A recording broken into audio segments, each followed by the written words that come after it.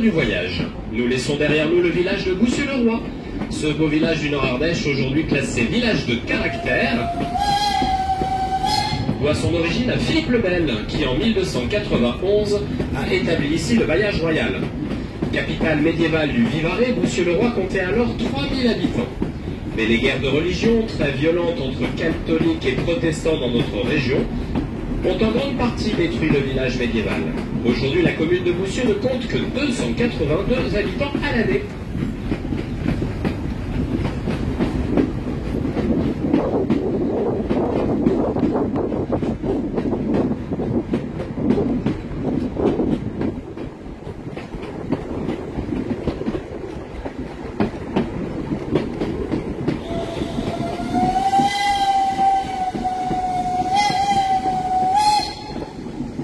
Témoin des guerres de religion, nous pouvons voir maintenant sur la droite du train, un petit peu perché sur les hauteurs dans le sens de la marche, le château de Chazottes. Construit entre 1620 et 1624, ce château fort présente un donjon haut de 20 mètres, muni aux angles, d'échauguettes en encorbellement. Ce château est inscrit au titre des monuments historiques depuis les années 80 et appartient encore de nos jours aux de Chazottes, les descendants de la famille qui avait fait construire ce château. L'histoire contemporaine de ce château est liée à celle du train. En effet, la comtesse de Chazottes, Edmée de Chazottes, qui habitait le château dans les années 60, était une fervente utilisatrice des autorails pour aller faire ses courses et notamment son marché à la Bastre. Alors lorsque le ministre des Transports a décidé de fermer la ligne, elle était vraiment pas contente. Malgré son grand âge, elle a même participé aux manifestations dans les villages environnants pour lutter contre la fermeture du train. Elle a même écrit au Premier ministre de l'époque, mais cela n'a pas fait grand-chose. Et en signe de protestation, elle avait même fermé tous ses volets du côté de la voie ferrée. Un coup de sifflet lorsqu'il passait en dessous des fenêtres du château, et ce jusqu'à sa mort.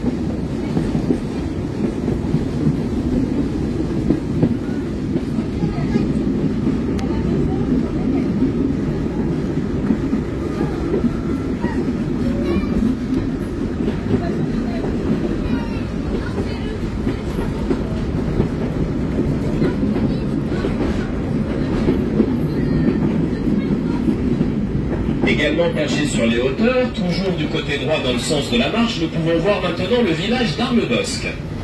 Ce village est situé sur la route reliant Annonay à Lamastre. Sur la gauche du clocher de l'église, nous distinguons une bâtisse fortifiée datant du XIe siècle. Ce bâtiment est l'un des plus anciens de la vallée du Doubs, encore debout, malgré les outrages du temps. Il s'agit de l'ancienne cure, aujourd'hui transformée en logements sociaux.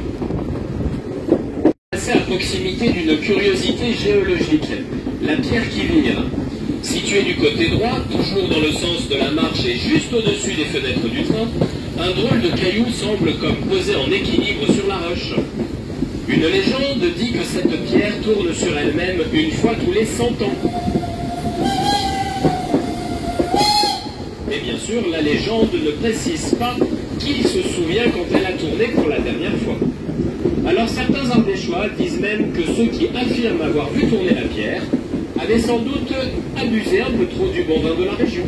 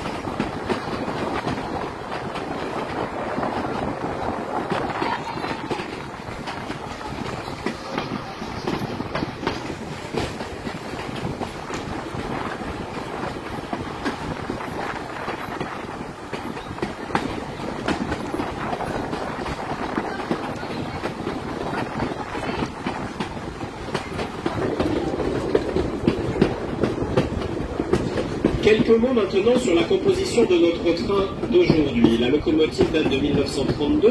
Elle a toujours circulé sur nos rails puisqu'elle a été livrée pour les trains de l'Ardèche.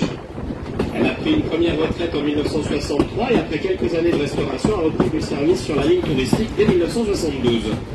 Elle a de nouveau été restaurée en 2014 pour reprendre du service. Les autres véhicules qui composent notre train viennent d'autres régions ou d'autres pays. En effet, en 1969, les quelques véhicules encore présents en Ardèche n'étaient pas assez nombreux pour transporter tous les touristes. Les amateurs de train se sont donc tournés vers l'étranger ou vers d'autres régions qui avaient encore des trains compatibles techniquement avec la voie métrique, mais aussi avec le même système de freinage que nos trains. Les voitures les plus anciennes attelées en queue de rame, les voitures numéro 8, 9 et 10, viennent de Bretagne. La voiture numéro 10 est d'ailleurs la plus ancienne qui circule chez nous. Elle date de 1891 et est classée monument historique. Les autres voitures sont d'origine diverse de Suisse.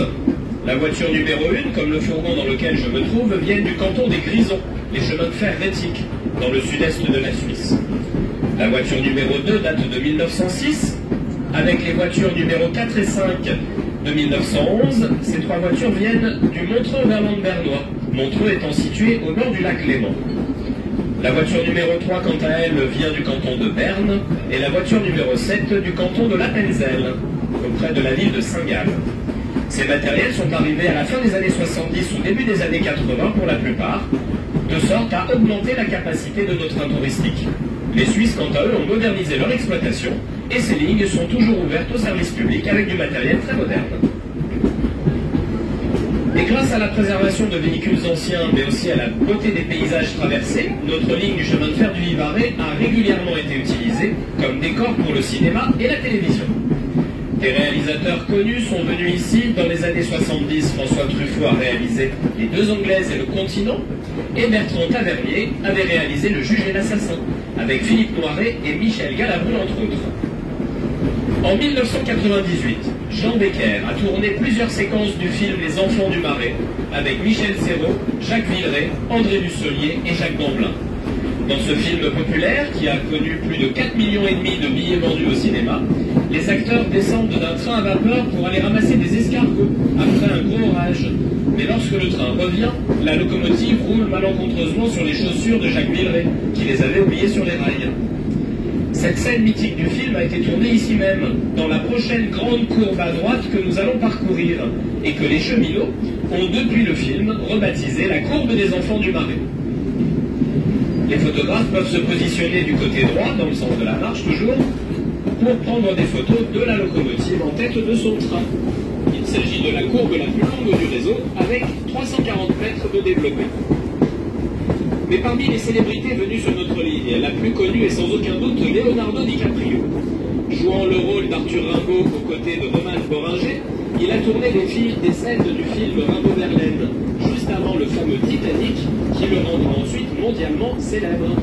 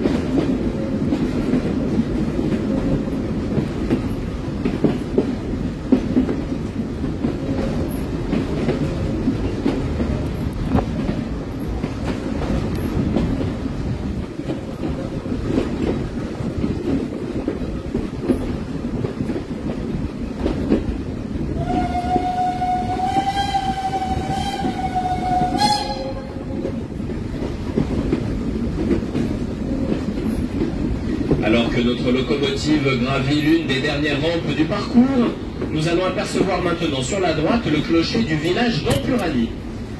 Bien qu'éloigné de la voie ferrée, Empurany était desservi par une gare. Notre train la traversera, mais dans 2 km. Pour les habitants d'Empuranie, par contre, il fallait parcourir pas moins de 4 km à pied avant de rejoindre la gare. Il faut se rappeler qu'au XIXe siècle, dans les campagnes, on disait ici qu'on ne quittait son canton que pour le service militaire, quand les moyens de transport étaient limités. Par exemple, en Ardèche, une distance d'environ 50 km nécessitait 8 heures en diligence. L'arrivée du chemin de fer a réduit ce temps à seulement 2h30, une véritable révolution pour les habitants qui avaient la chance d'être desservis par une gare pas très loin de chez eux.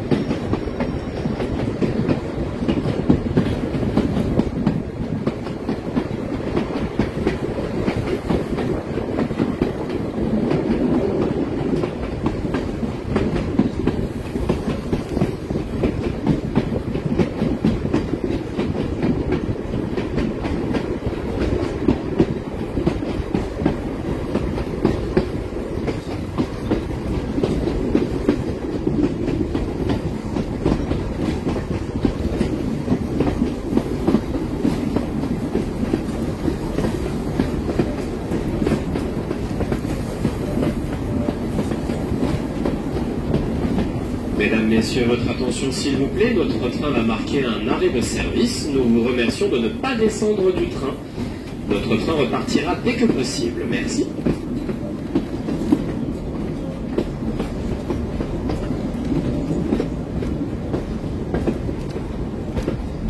Ladies and gentlemen, your attention please. We have a technical stop. For safety, please stay aboard. Thank you.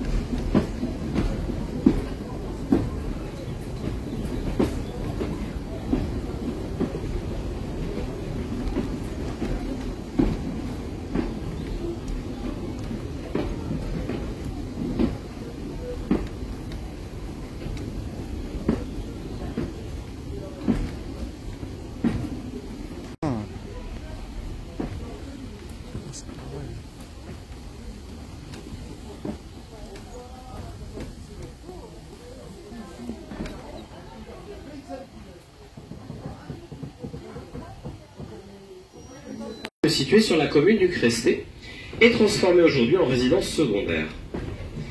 Nous allons bientôt franchir un passage à niveau automatique. Il n'y en a pas beaucoup sur notre ligne, mais celui-ci est justifié par la croisée de la route départementale reliant Annonay à la Mastre par Arles-Bosc et en Furanie justement.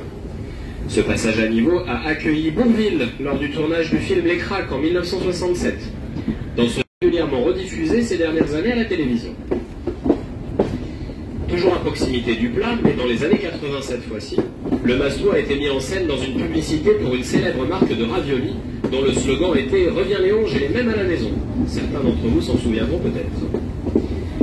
Et plus récemment, notre train a été utilisé pour le tournage de la série Capitaine Marlowe, diffusée sur France 2 en 2021.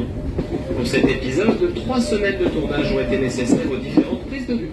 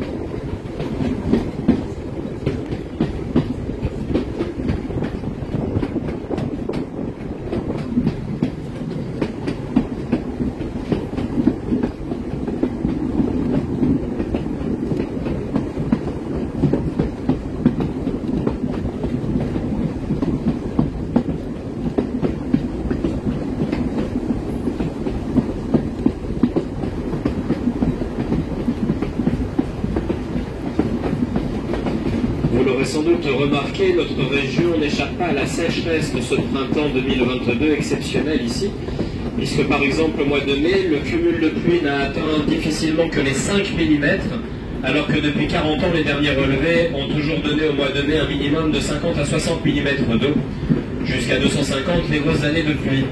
Mais cette année, la végétation que vous voyez aujourd'hui et le niveau de la rivière ressemblent plus à une fin de mois de juillet qu'à un début du mois de juin.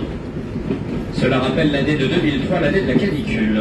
On avait commencé comme cela avec de fortes températures au moment où les jours étaient les plus longs et donc les nuits les plus courtes et donc moins fraîches. On verra si le scénario de 2003 se reproduit en 2022. Progressivement, nous nous rapprochons de la Mastre et avant d'arriver à notre terminus, nous allons traverser d'anciennes châtaigneraies.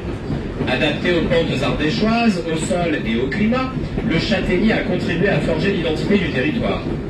En Ardèche, le châtaignier commence à être cultivé dès le Moyen-Âge. Mais après avoir nourri la population pendant des centaines d'années, il est délaissé à partir de la fin du XVIIIe siècle. Le déclin s'est même accéléré dès 1870, lorsque la maladie de l'encre est apparue. Cette maladie, provoquée par un champignon, abîme gravement les châtaigneraies. Au début du XXe siècle, des mesures sont prises afin de sauvegarder les châtaigniers pour l'industrie du tabac. De nos jours, la châtaigne connaît une vraie renaissance. Elle est à la fois redevenue un élément patrimonial à préserver et un élément de biodiversité à défendre. Actuellement, l'Ardèche est le premier département producteur de châtaignes en France. Garantie de qualité, l'AOC Châtaigne d'Ardèche a été obtenue en 2006.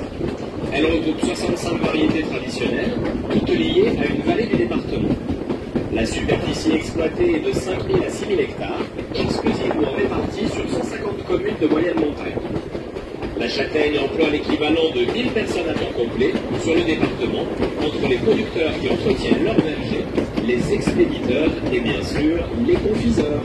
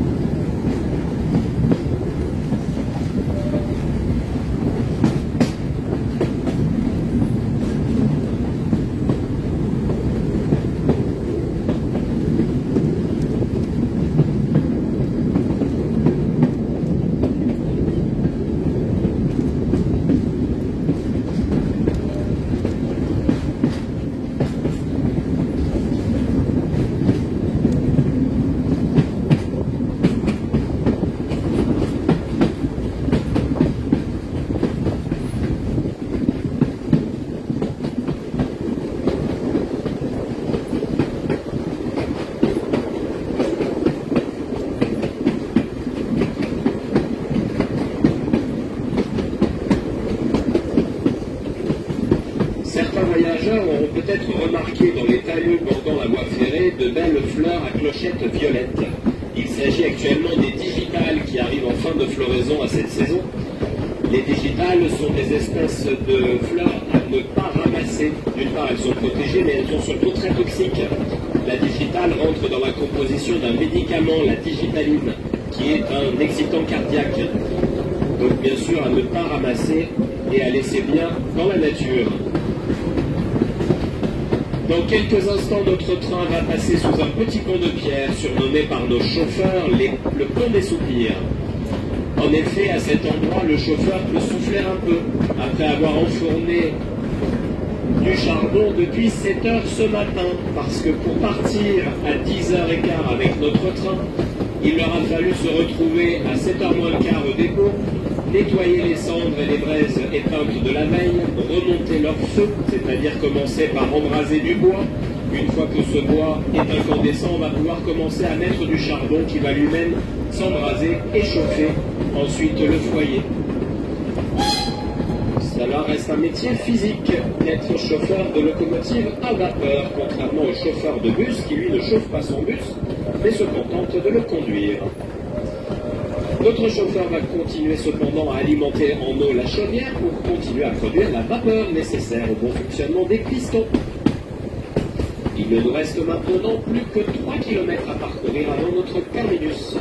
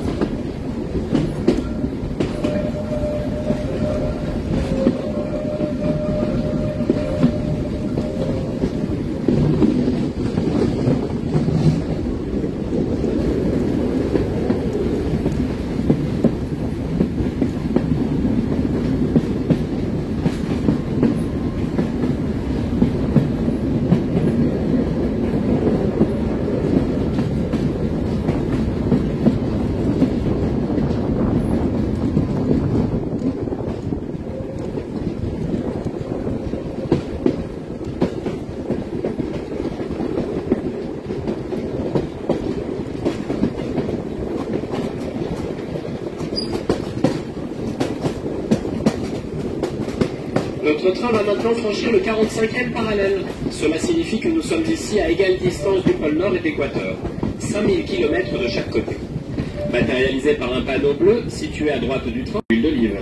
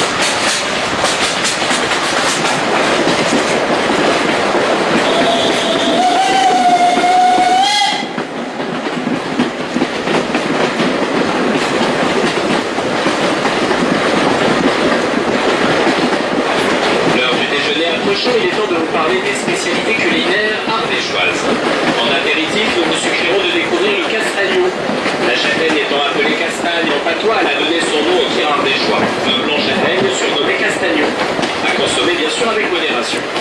Pour ceux qui souhaitent déguster sans alcool, la valse ardéchoise permettra d'enchanter les papilles avec un équilibre sucré-salé entre le sirop de châtaigne et l'eau minérale de Valls-les-Bains. Cette eau minérale naturellement gazeuse est réputée depuis des siècles. Louis XIV en buvait déjà au château de Versailles. En menu traditionnel, vous pourrez goûter une caillette, viande de porc finement hachée et mélangée avec des herbes, des épinards, des blettes ou de la salade suivant la recette. La caillette peut s'accompagner d'une crique ardéchoise, galette de pommes de terre râpée, et servie avec de la tome en salade, fromage de vache battu et assaisonné d'huile de chou, l'huile de colza.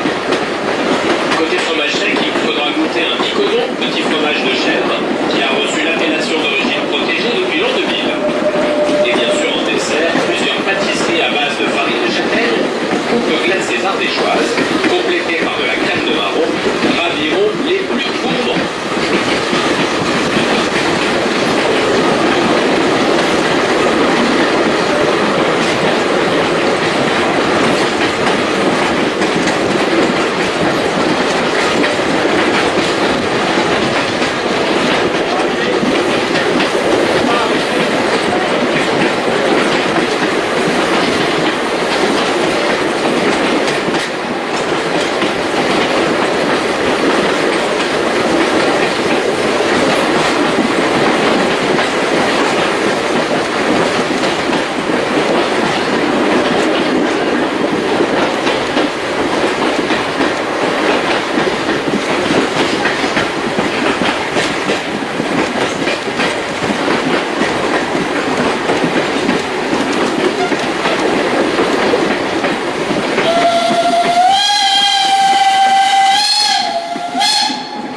Mesdames, Messieurs, votre attention s'il vous plaît, notre train va bientôt entrer en gare de Lamastre, le terminus.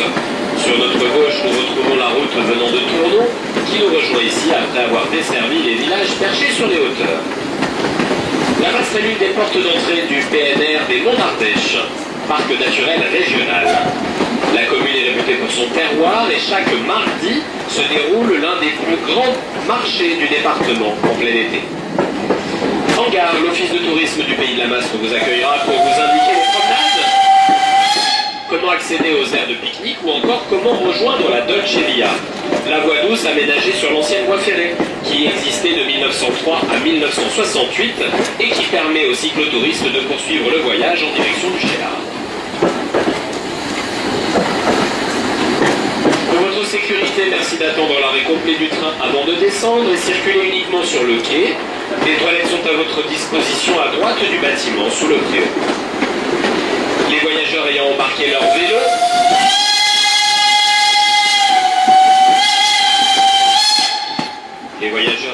leur vélo dans le fourgon sont invités à venir les récupérer en tête du train et de traverser les voies ensuite pour équiper leur monture sous le préau à l'ombre. Après le déchargement des vélos, la locomotive manœuvrera et sera retournée à la force des bras sur la plaque tournante située près des sanitaires. Pour les personnes intéressées par la technique, rendez-vous à 14h30 devant la plaque tournante pour une présentation historique de notre locomotive. Attention pour les voyageurs qui effectuent le retour cet après-midi, départ du train à 15h15. Vous avez la chance d'avoir un concert de sifflet aujourd'hui. Donc pour cet après-midi, départ du train à 15h15, pour votre confort, veillez à reprendre place à bord du train un quart d'heure avant, cela est suffisant. Il y aura beaucoup moins de monde à la descente. D'ailleurs, pour les voyageurs individuels, répartissez-vous bien dans les compartiments accès libre des voitures 4, 5, numéro 9 et numéro 10. Vous aurez plus d'aise cet après-midi alors qu'il fera chaud pour la descente. Toute l'équipe du Mastou vous remercie de votre attention et vous souhaite bien sûr un très bon appétit. Ladies and gentlemen, your attention please. Next stop is Lamastre, the last stop. Toilets are located on the right of the train station. If you travel with your bike, come and grab in the front coach. This afternoon, to come back at Saint-Jean-de-Muzols, we start at 15:15. You can take place 15 minutes before. Thank you everyone and enjoy for your lunchtime.